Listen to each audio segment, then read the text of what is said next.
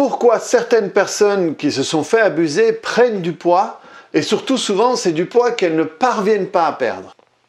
Il m'est arrivé de travailler sur des personnes qui ont pris énormément de poids après des abus sexuels ou qui sont venues me voir parce qu'elles avaient pris beaucoup de poids et qu'elles ne parvenaient pas à perdre, même une qui s'était fait opérer, qui avait repris du poids après et on avait trouvé dans le travail que c'était connecté à un abus sexuel. Selon le poids qu'on va prendre, il y a différentes manières de prendre le poids, mais ça je parle sur mon autre chaîne, la chaîne Zenrila, si ça vous intéresse, parfois je fais des vidéos sur le poids, mais parfois certaines prises de poids vont être connectées avec une notion de sécurité, de protection. Pas toutes, ne vous laissez pas croire qu'on a tendance à dire que toutes c'est de la protection, c'est pas vrai, mais certaines c'est de la protection. Et je vais vous donner l'exemple de deux personnes. Il y a une personne avec qui j'ai travaillé qui avait pris du poids après, dans l'enfance, elle s'était fait abuser par son père et son père avait abusé toutes ses sœurs, ses frères et tout ça. Et après, elle a commencé à prendre énormément de poids. Et du coup, vers 10 ans, c'était une fille mais vraiment obèse, quoi. Alors qu'elle ne mangeait pas énormément plus que les autres. Et dans le travail, on s'est rendu compte de quelque chose dont elle n'avait absolument pas conscience, que son père n'aimait pas les gros, n'aimait pas les grosses. Et ça, c'est quelque chose qu'il le disait à longueur de journée. Et il disait, les gros, ça me dégoûte. Et donc, son inconscient, pour la protéger, l'a rendue grosse. Parce qu'effectivement, dès qu'elle est devenue grosse, son père a arrêté de l'abuser. Donc, pour elle, ça a été le subterfuge parfait pour ne plus être attirante aux yeux de son père. Mais donc du coup, après, quand elle voulait reperdre le poids, son inconscient lui disait non. Parce que si tu perds le poids, tu es en danger. Rappelle-toi quand tu étais moins grosse, tu te faisais abuser. Et donc pour elle, cette protection était maintenue. Et vous allez voir que dans l'autre histoire, c'est un peu le même phénomène. L'autre personne s'est fait abuser sexuellement et quand le type l'abusait, il lui disait tout le temps qu'il avait fait ça parce qu'elle était belle, parce qu'elle avait de belles formes, parce qu'elle était bien foutue. Et pendant tout le processus, il lui parlait, il lui disait des choses comme ça. Et à partir de là, elle, de nouveau complètement inconsciemment, elle a commencé à prendre énormément de poids. Pourquoi? Parce que inconsciemment, prendre du poids pour elle, c'était se rendre moche.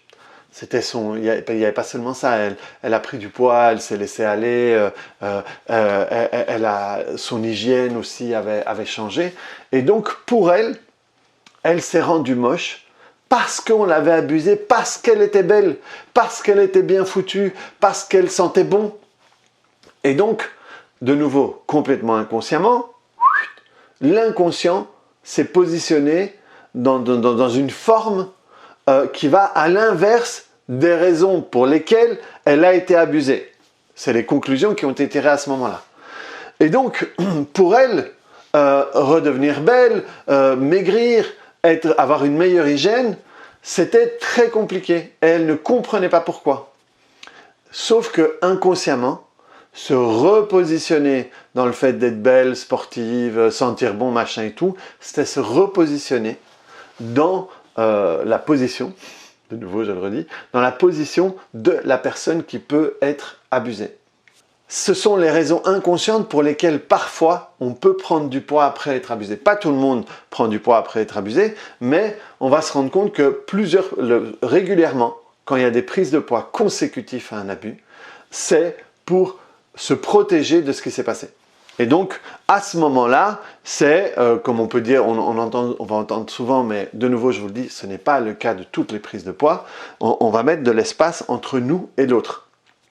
Et en mettant de l'espace, on met de la graisse. Et donc, on crée un espace, une zone tampon de sécurité. Et donc, voilà. Ça, c'est ce qui peut arriver parfois au niveau du poids quand on se fait abuser. Et le fait de travailler tout ça, le fait de faire la paix avec tout ça et le fait de sortir de cette peur, de cette insécurité, de cette peur que ça recommence et de tout ce qu'on a un peu cristallisé et engrammé à l'intérieur de soi pendant l'abus, va faire que tout d'un coup, les personnes, même sans faire de régime, au départ, commencent à perdre du poids. D'un coup, ils disent, ben écoute, je fais rien et j'ai perdu 5 kg, 6 kg, 10 kg, selon la masse corporelle de la personne. Et si jamais à ce moment-là, elle décide de faire une diète, elle décide de refaire du sport ou quoi que ce soit, la perte de poids va être plus rapide parce que le signal qui disait on va retenir n'est plus là. Et donc comme il n'est plus là, il dit ah tu fais ce qu'il faut, ok, on lâche, on lâche, on lâche, on n'a plus besoin de tout ça. Donc voilà une explication sur la prise de poids après un abus. Et je te parle de poids ici, mais voilà, on peut avoir des problèmes d'image de soi après des abus, on peut avoir des problèmes de confiance, on peut avoir des problèmes d'une insécurité constante, on va être tout le temps préoccupé parce qu'on a perdu un peu cette... je ne reviens plus sur le mot, mais cette insouciance, voilà, on va perdre cette insouciance, on va commencer à avoir des problèmes avec son corps, on peut avoir des problèmes relationnés au sexe ou à certains mots, à certaines manières de parler, et on peut être torturé par des images, par des sons, comme je vous disais tout à l'heure dans l'exemple où constamment elle entendait que c'était parce qu'elle était belle, c'était parce qu'elle sentait bon, c'était parce qu'elle était bien foutue. Et donc ça la torturait et ça la transformait. J'ai eu énormément de personnes qui sont venues me voir, qui ont fait des années de thérapie et qui étaient encore complètement dans le fait d'avoir été abusées. Elles étaient abusées alors que c'était arrivé il y a 5, 10, 15, même 20 ans parfois. Elles ont dépensé des milliers, voire des dizaines de milliers. J'ai quelqu'un qui a dit j'ai dépensé au moins 25 000 € en thérapie chez différents thérapeutes et elle continuait à se sentir mal. Et moi, j'ai travaillé avec des milliers de personnes sur lesquelles on a dû travailler sur des abus à un moment ou à un autre. Parce que malheureusement, quand j'ai commencé ce travail-là, j'ai été très surpris du nombre de personnes qui ont été abusées de manière générale et aussi abusées sexuellement, que ce soit attouchées, violées ou molestées. Aujourd'hui, moi, je ne fais plus de séances, mais parce que je travaille sur tout type de problème. Par contre, je propose encore un accompagnement sur les abus sexuels. C'est la seule manière d'avoir encore des séances avec moi. Et ce que je propose, c'est un produit fini. Ça veut dire que je te propose, je ne te vends pas la séance, je te vends le résultat, ta liberté par rapport à ça. Ça veut dire que ma promesse, c'est en un mois, tu ne seras plus jamais abusé de la manière dont tu te sens encore abusé maintenant, quelle que soit la quantité d'années où l'abus s'est passé. Mais en un mois, donc la première séance, on va définir de quelle manière tu te sens encore abusé, les images, les sons, ton corps, la relation à l'autre, la peur du sexe de l'autre ou l'hypersexualité parfois, mais quelle que soit la manière dont toi tu es dans les conséquences de cet abus-là, eh bien en un mois, moi, je te propose de sortir complètement de tout ça. Et pas pour un mois ou pour un an, mais pour toujours. Et je l'ai fait tellement de fois, et je suis tellement convaincu de ce que je propose, que je peux même me permettre de garantir le résultat. Et au bout d'un mois, si ce n'est pas réglé, je te rembourse, ou si tu es motivé, on continue à mes frais jusqu'à ce que ce soit terminé. Si vous avez des questions, mettez-les en commentaire. Si cet accompagnement vous intéresse, vous avez le lien ici en dessous pour qu'on puisse avoir le premier rendez-vous, qui va être juste un rendez-vous exploratoire, et on va pouvoir voir si c'est OK de travailler l'un avec l'autre. Qu'est-ce que je peux faire pour vous?